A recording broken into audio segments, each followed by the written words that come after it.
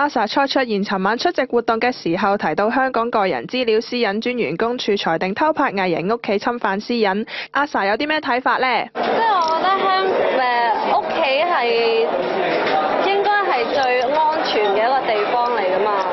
咁如果連返屋企都要好提心吊膽咁樣，即係好冇私隱咁樣，我就覺得唔係咁好咯。即係大家都係打份工，即係我都明白。咁但係都有啲底線，我覺得要遵守咯。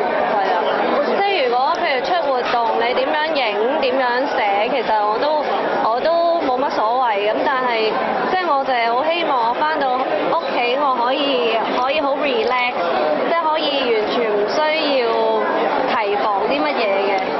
有陣時我覺得最心痛嘅咧，即係我自己做呢一行，咁我閂窗簾咁都話，因為我做呢一行咯。咁但係即係譬如我嘅屋企人佢要陪我一齊去承受呢一樣嘢，咁其實我會幾唔開心咯。咁但係即係好彩屋企人都好明白。若果要立法，你期待立法禁止啲咩啊？